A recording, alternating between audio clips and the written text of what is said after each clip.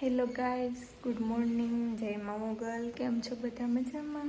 આપણા બ્લોગ જોતા બધા મજામાં જ હોય છે. અને આજે સવારમાં વરસાદ છે ગાઈઝ. વરસાદને તો હવે ચોમાસું જાતું જ નથી.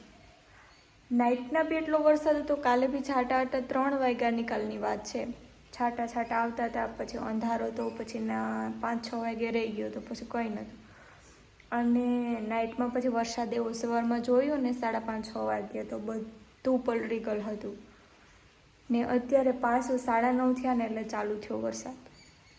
કેટલું વરસવું હોય છે પણ ભગવાનને. હવે તો એમ કે બસ કરી જા, હવે અમારે પાણી પણ નહીં ઘટે અને વાવેતર બી સારું થશે. હવે તમે રહી જાઓ. ઘણા લોકોને હજી બી ઝાડકને માંડવી એમને એમ પડી છે, કેમ કે દિવાળી પછીના જે લોકો કાઢવાવાળા હતા ને માંડવી, બધાને કોઈને પાથરા પડ્યા તો કોઈને ભર કરી ગયેલ છે, એવું બધું છે. હવે એ લોકોને શું કરવાનું? મોસમ આવે ને જ વરસાદ આવે. શું હોય કે શું નહીં વરસાદને, અતિશય વરસાદ આવે ગાઈસ. આવું થોડુંક હોય યાર. આ ચોમાસામાં વરસાદ હોય તો બરોબર છે. હવે તો ચોમાસું જતું રહ્યું, શિયાળો આવી ગયો તો પણ વરસાદ આવે. હવે કુદરતની કરામત પાસે કોઈનું કાંઈ હાલતું નથી.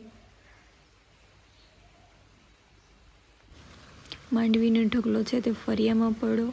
હવે વિચાર એવો જ છે કે આનો અંદર નાખી દે, કેમ કે વરસાદ વધશે એમનું કંઈ નક્કી નથી. ઘણા લોકો આગાહી ઉપર આગાહી આપે કે વરસાદ હજી ફૂલ આવવાનો છે, તો પછી અહીં ફરિયામાં ખોટું પાણી ભરાઈ જાય. એવું ન કરે ને ગાઈઝ, આ વાતાવરણ શું કરવાનું થશે કંઈ ખબર નહીં. ચલો ઉપર જઈને બતાવો. જો આ રીતનું કંઈક વાતાવરણ છે અને વરસાદ અત્યારે ઝરમર ચાલુ જ છે ઓલરેડી, પણ અત્યારે ધીમી ધારે વરસે છે. ના શું થશે કોને ખબર છે. હજી વરસાદની પરિસ્થિતિ વધવામાં જ છે. અત્યારે ગાઈઝ વરસાદ હોય કે કુદરત શું કરે કંઈ ખ્યાલ નથી. અને વાદળા પણ ફૂલ એટલે ફૂલ છે. લાગે જ છે એવું કે વરસાદ જોરદાર આવવાનો છે. હવે જમી નાખીએ પહેલાં, પછી માંડવી છે ને તે અંદર નાખી દઈએ, નહીં તો ખોટું તૈયાર બેઠેલો માલ છે ને તે બગડી જશે, બીજું કંઈ નહીં એમ. હવે ખેતરમાં પાથરા પડ્યા હોય તો એક જ વસ્તુ કે એમાં કંઈ થવાનું જ નથી, પરંતુ હવે આ હચવાઈ ગઈ છે એને હવે આપણે ફરિયામાં આ રીતના બગાડીએ તો કેટલું ખરાબ લાગે. અને પાછું એમ કે બધા એમ કે એટલી નહીં ખબર પડતી હોય કે ખેતરમાં તે નીકળી ગઈને હવે અહીંયા બગાડે, એટલે ઢેગલો નાખીએ. પણ પહેલાં જમી લઈએ. તો સરસ મજાનું ભીંડાનું શાક છે અને રોટલા, એટલે નાસ્તો થઈ જાય. મમ્મી બનાવતા જતા હતા અને જમ્યું હે સરસ મજાનું. જમી નાખીએ પછી કામે વળગી જાય. આજે આખો ઢાગલો આપણે અંદર નાખવાનો થાય બપોર થઈને કે ગાઈસ, બધું જ પતાવી દેવાનું છે. તો સરસ મજાનું ફૂલ પેટ જમી લઈએ અને માખણ અને રોટલો, હા અને એમાં ભીંડાનું શાક. ગામડાની મોજ જ કંઈક અલગ હોય છે. પરંતુ જ્યારે વરસાદ આવે ને ત્યારે ગામડાની પરિસ્થિતિ બગડી જાય છે, કેમ કે ખેડૂત લોકો શું કરે બિચારા, કેટલી મહેનત કરે, દોડીને થાકી જાય ને તો એ ભેગું જ નથી થતું, તો વરસાદ બધું બગાડી જાય. અને ફાઇનલી જો આપણે ઢેગલો છે તો બધો જ અંદર નાખી દીધો છે અને વરસાદ બી ચાલુ જ હતો. થોડી વાર વચ્ચે રહ્યો એટલે ખેતરમાં આવી ગયા. ખેતરમાં પાથરા પડ્યા છે આપણે મોટા પપ્પાને અને એમને. આપણે તો નથી, નીકળી ગઈ છે માંડવી.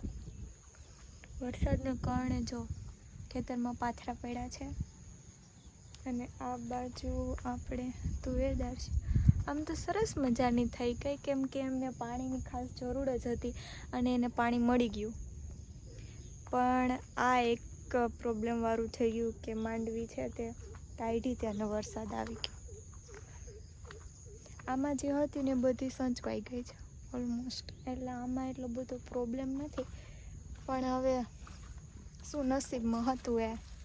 અત્યારે કોઈ ધાર્યું નહોતું કે એટલો વરસાદ આવશે, તો પણ એટલો વરસાદ આવ્યો. સતત 2 દિવસથી ચાલુ જ છે વરસાદ, રહેવાનું નામ જ નથી લેતો.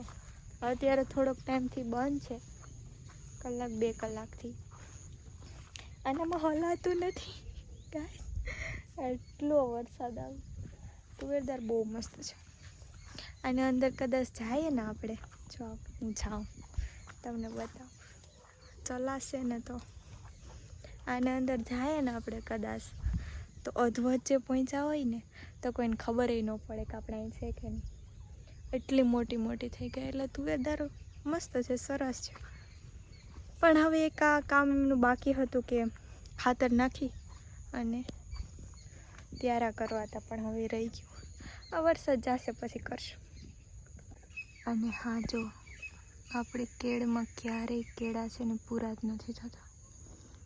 અને હા, કોમેન્ટ કરજો કેટલા લોકોને કાચા કેળાની ફરાળ ભાવે છે. મને તો બહુ બધી ભાવે છે. ત્યાં મમ્મી પછી ભેંસ ધોતા હતા, એટલા માટે હું થોડી વાર લીધી, કેમ કે વરસાદ હતો ને એટલે થોડા ગાંઠિયા કરતી હતી એટલા માટે. તો હવે ચલો ઘરે જઈએ. તો બ્લોગને આપણે અહીં જ સમાપ્ત કરીએ. તો બધાને મારા જય મા Mogal and tata bye bye. અને હા, લાસ્ટમાં પ્લીઝ લાઈક કરો, શેર કરો અને ચેનલને કરી દીજો સબસ્ક્રાઈબ. અને પ્લીઝ સપોર્ટ કરો. Thank you so much. મળશું નવા નેક્સ્ટ બ્લોગ સાથે. Bye bye.